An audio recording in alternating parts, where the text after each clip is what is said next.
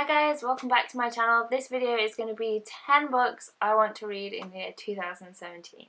Now, every year I set myself a goal of how many books I want to read, and I usually pick out kind of which ones I want to read. And these ones have been sat on my list for a while and I've not got around to them for one reason or another. And I thought it might be fun to share with you what they are, and then I can let you know when I read them and you can check up on me and stuff, and we'll see how we go. And if you want to read any of them along with me, that would be great. I'm actually thinking of maybe starting a YouTube book club in 2017, so some of these books will most likely be featured on there. Let's do it!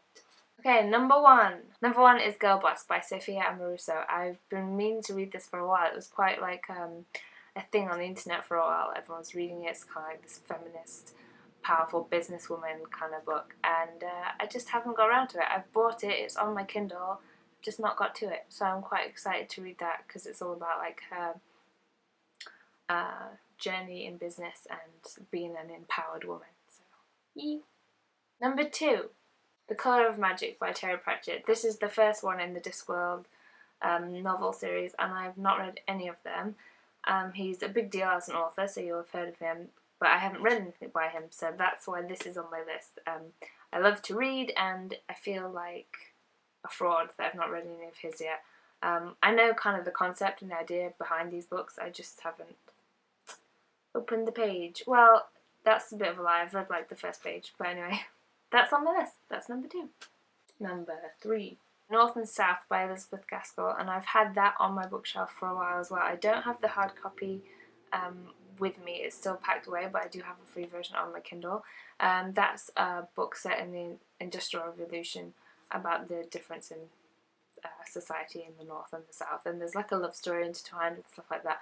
I've watched the movie, or I don't know if it was just a movie or if it's an extended thing, I can't remember. But there's some really sweet moments in that, and it's just one that I've been wanting to read. I really do like to read the classics and to come at literature from that angle as well. I don't want to forget the past, and I often prefer the way those kind of things are written. I'm kind of picky about the modern books that I'll read.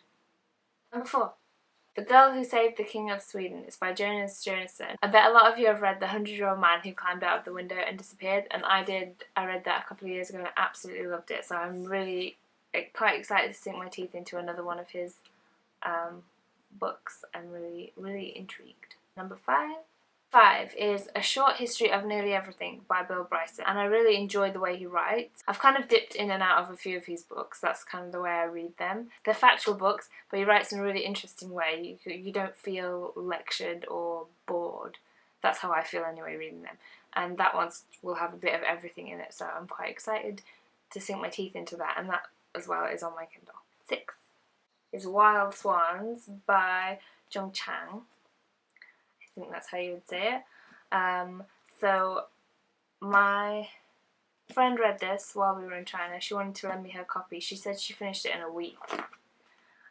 She was that taken with it. So having now lived in China and knowing more about the Chinese and their culture, I'm really interested to read this book, just about the story of some Chinese women. So that's Wild Swans, and that's on my list, and it's quite a challenge. Number 7, The Children of Men by P.D. James. This has been made into a film since, which I haven't actually seen. This kind of concept is right up my street, really intrigues me. So I'm looking forward to this one too. I'm looking forward to reading all my books, oh my goodness. I just need to actually start reading them. 8. It's The Time Machine by H.G. Wells. I've read a bunch of the other H.G. Wells books and I've really enjoyed them, and that one again I've had on my Kindle for a while and I've just not gotten around to reading it, and I'm really interested to read it. That's kind of one of the, if not the original concepts about time travel, so it kind of feels like a key one. I need to get that read. Number 9, Pariah Maintains Antonio Tabucchi. I really don't know, I think it's Italian or something.